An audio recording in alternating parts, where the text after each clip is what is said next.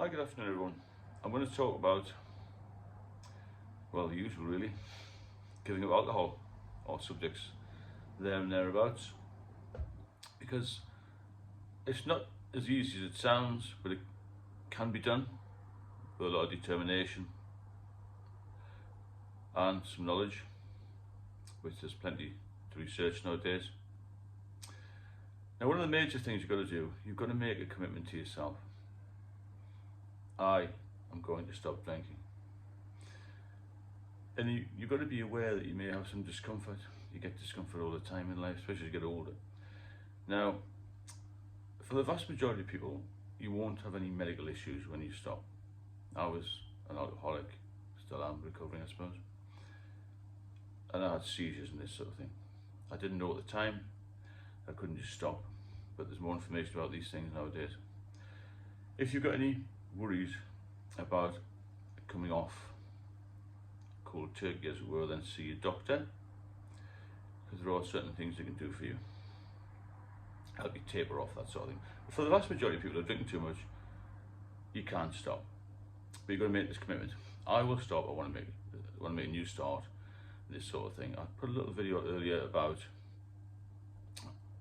the sort of emotional stress, panic that you have when somebody says you have to stop for life, because alcohol does weave its way into all parts of your life. If you're a habitual drinker, alcoholic, or even sometimes a social drinker, you use it to get over anxiety, social meetings, this sort of thing.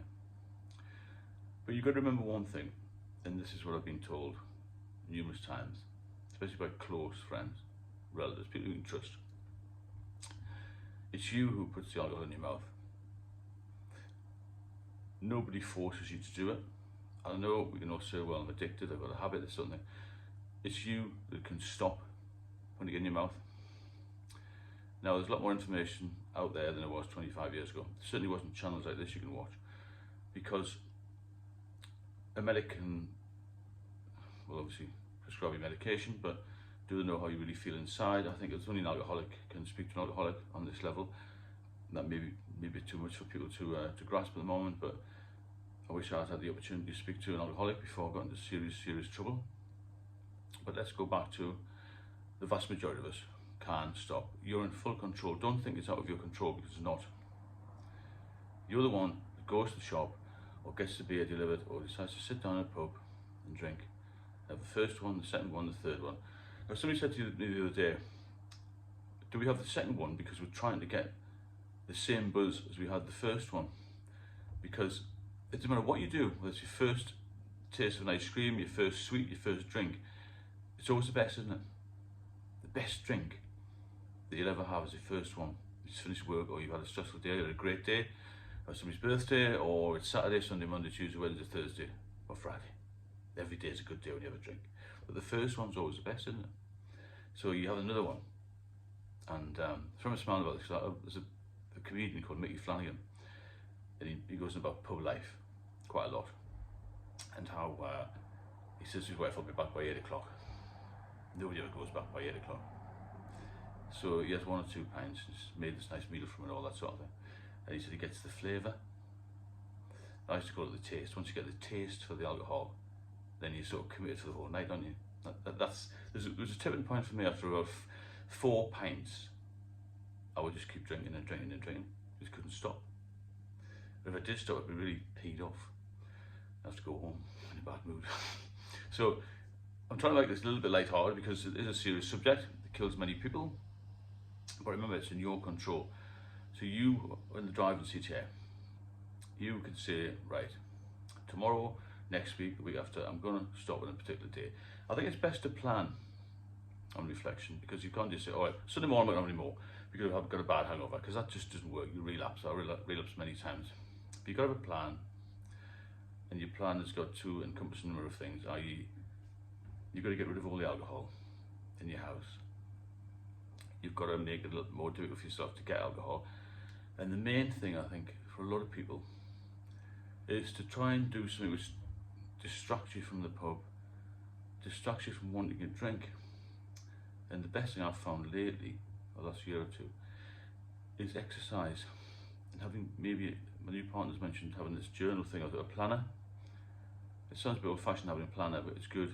It gets you into some sort of schedule. I've been retired for a little while now, so I didn't have any structure. That was another problem. That's why I used to go to the pub. I always go to the pub. But if you're going to stop and you're going to make a genuine commitment to yourself and your partner and your family and your friends, even if you're going to tell them, I don't know if you're going to tell them or not, then you have to change your life. You have to make a plan, and you need to maybe stay away from the pubs you used to go to. And as I said earlier, distraction. Get yourself a little plan of action. When you're going to stop. It sounds a bit dramatic, all this, but you've got to have a plan. When you're going to stop, at what point, at what time, are you going to clear your house of alcohol? You're going to have something else to do that night, because when you add up all the time you spend planning to go out on the drink, drinking, and then recovering from the drink, it's hundreds of hours a month, isn't it? You're not going to have all that time's going to be spare now, which you can put to more use, do something more healthy, a bit more productive. So write all this down, because you'll soon forget. I forget stuff all the time, even though I've been sober for a few years. There's nothing to get mental clarity back. But before you stop drinking, make a plan. Are you committed enough? Do you have a reason to stop? Have you got sufficient want to stop and stay sober? Now, when somebody says to you, the only way to really cleanse everything, get yourself back to full fitness, is to stop forever if you're a problem drinker, then that is emotionally stressful. So again, all you got to do is concentrate on getting through the day. So let's just say we start tomorrow. All you have to do is get through Sunday sober. Okay, break it down into small chunks. It's too much to say, oh, I'm going to have 30 days off. It's got to play in your mind. You'll worry about, oh, what about Jim's birthday? What about, I'm going to see Sandra at the for a work meeting. We're going to go for a drink after. There's a cheese and wine party, whatever it is.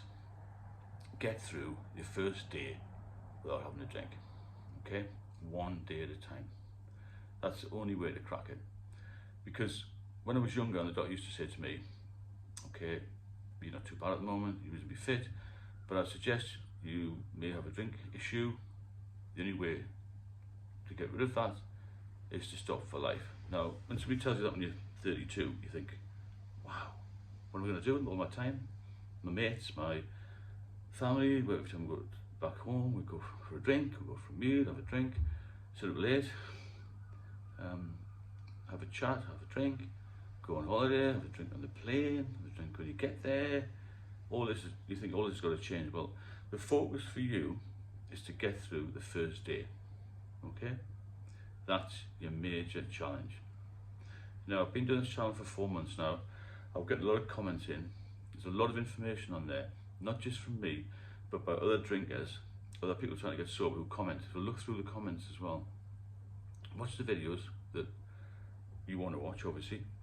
Subscribe if you can, and look at other people's comments. It's getting quite big, this. There's a lot of people out there who need help, who want help, and who will share their information. Because there's a lot of people in a worse state than I was, a lot of people in a better state, but the information is very, very informative information coming in. So keep an eye on that, and drop me a line if you want me to cover any specific topics, and I shall speak to you all very soon.